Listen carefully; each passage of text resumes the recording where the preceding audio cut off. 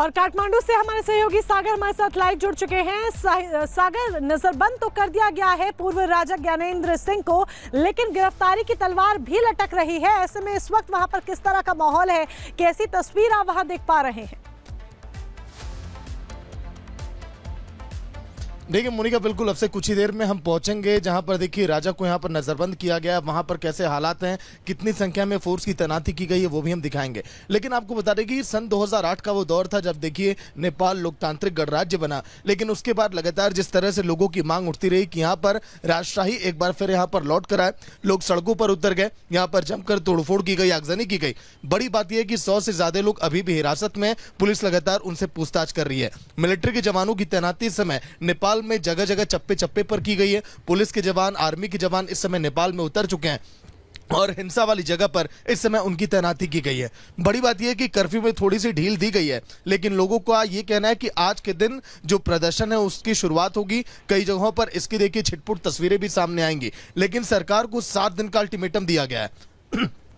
मोनिका, दूसरा दिन देखिए अल्टीमेटम का खत्म होगा, इसके बाद महज केवल 4 दिन और है। 7 दिनों के बाद क्या रुख होगा राजा के समर्थकों का, क्योंकि राजा के समर्थक काफी उग्र हो चले हैं। उनकी आवाज बुलंद हो चुकी है हिंदू राष्ट्र की मांग को लेकर। लोग सड़कों पर है, आगजनी कर रहे हैं, आमादा हो चुके हैं। और देखिए 2 लोगों की जान चली गई, जिसमें एक पत्रकार था, उसमें एक देखिए एक पुलिसकर्मी भी था। ऐसे में हालात पर देखिए पूरी तरह से नजर है। तो आप दिखा ही रहे हैं सागर, लेकिन इसके साथ साथ जो प्रदर्शन है वो काफी उग्र होते जा रहा है और अब ज्ञानेंद्र शाह को भी नोटिस भेज दिया गया है। इस पूरे हिंसक प्रदर्शन में अब तक 2 लोगों की जान जा चुकी है और कई ऐसे लोग हैं जो कि इस घटना में घायल हो गए हैं। वहां के आम लोग क्या कुछ कह रहे हैं, आपको सुनवाते हैं। क्योंकि यहाँ पे 81% जो आबादी है वो हिंदुओं की है और ये तो हम व्यवस्था जो भी हो, यहाँ सुशासन आना चाहिए, भ्रष्टाचार कम होना चाहिए। बात ये हिंदू राष्ट्र नहीं है, सब राष्ट्र इधर हिंदू राष्ट्र नहीं होगा क्योंकि राजावादी अभी नहीं आएगा। हम तो हिंदू सब लगभग 80-90% हिंदू है।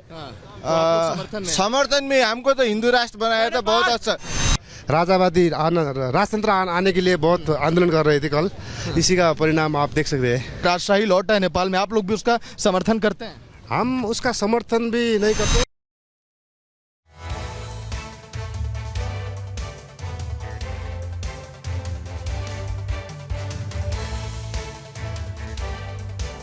तो नेपाल इस वक्त जल रहा है और नेपाल जिस तरीके से जल रहा है उसकी तस्वीरें साफ सीधे तौर पर इस बात की गवाही दे रही है। इसके पीछे वजह है महंगाई, भ्रष्टाचार और विकास के लिए तरसती जनता। लेकिन जिस तरीके से नेपाल में हालात बने हुए हैं, इसका अंजाम क्या होगा, इस रिपोर्ट में देखिए।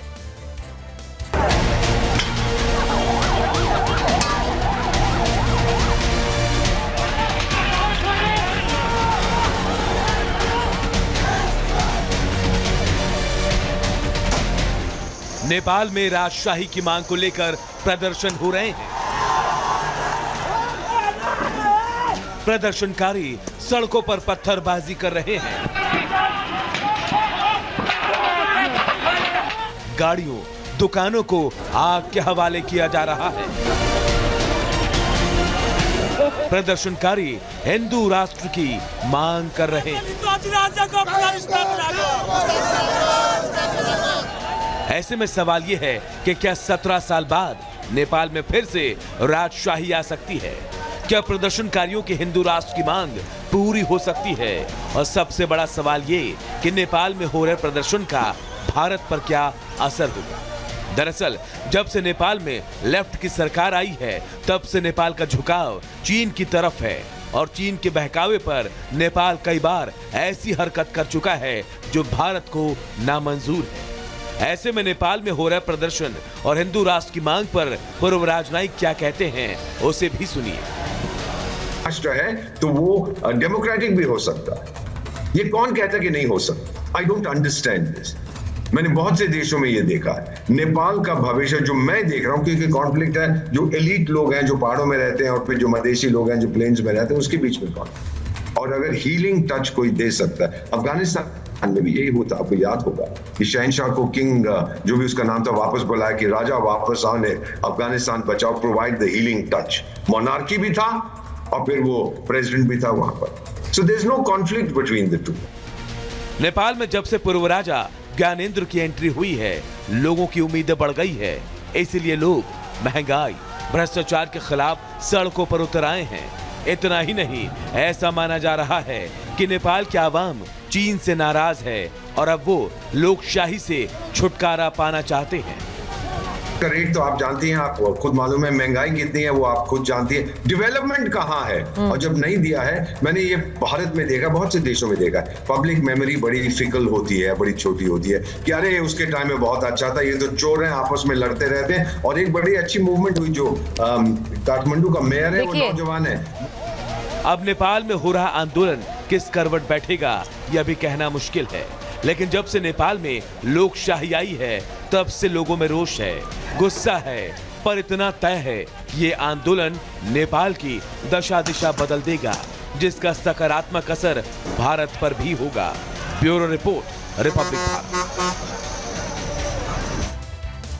और अब खबर राजस्थान के बीकानेर से है, जहां एक घर में 2 लोगों के शव बरामद किए गए हैं। आसपास के लोगों के द्वारा इसके बारे में पुलिस को जानकारी दी गई। बदबू आने के बाद शिकायत की गई, जिसके बाद घर के मालिक समेत 2 लोगों के शव बरामद किए गए हैं। फॉरेंसिक की टीम वहां पर पहुंची है और छानबीन में जुटी हुई है।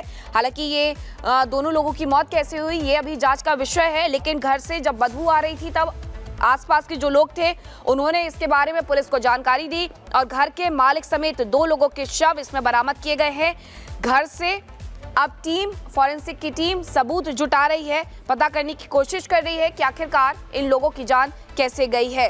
राजस्थान के बीकानेर से ये पूरी खबर सामने आई है, पूरी घटना सामने आई है कि किस तरीके से वहां 2 लोगों की जान चली जाती है, लेकिन किस वजह से उनकी जान गई ये अभी जांच का विषय है। खबर पश्चिम बंगाल के नॉर्थ 24 परगना से है, जहां पर भीषण आगजनी हुई और इसके पीछे आरोप जमीन के दलालों पर लगाया जा रहा है। कहा जा रहा है कि जमीन की खरीद फरोख्त के लिए जमीन दलालों ने जानबूझकर ये आग लगाई है। क्या है ये पूरा मामला, क्या है इस पूरे मामले के पीछे की सच्चाई, इस रिपोर्ट के जरिए देखिए।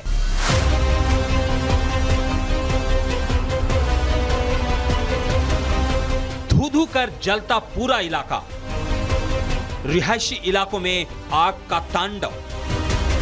आग के इन भयंकर लपटों को देखकर आप सोच रहे होंगे जरूर किसी फैक्ट्री या बड़े मकान में आग लगी है, लेकिन आप जो सोच रहे हैं ऐसा बिल्कुल नहीं है। ये आग लगी है एक रिहायशी इलाके में, जहां खाली जमीन और उस पर उगे झाड़ और कबाड़ है। आग की लपटें और धुएं के गुब्बार को देखकर हर कोई सहम सा गया है, क्योंकि जिस जगह आग लगी है वो पश्चिम बंगाल के 24 परगना का महेंद्र नगर का रिहायशी इलाका है। स्थानीय लोगों की माने तो ये आग जमीन दलालों की तरफ से लगाई गई है। अक्सर वो इस इलाके में जमीन की खरीद बिक्री के लिए ऐसा करते हैं, लेकिन उन पर कोई कार्रवाई नहीं होती है। ये आग लगा है जो जमीन दलाली करता है, उसी वही